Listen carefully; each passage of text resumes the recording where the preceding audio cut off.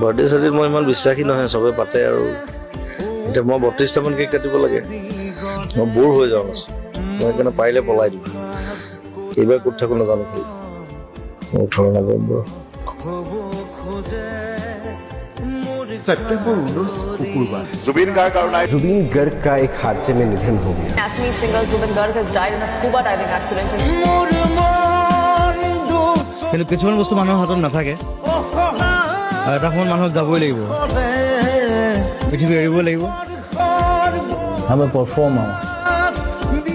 I need to perform and die. মই লাখ লাখ মানুহৰ লগত খেলোঁ।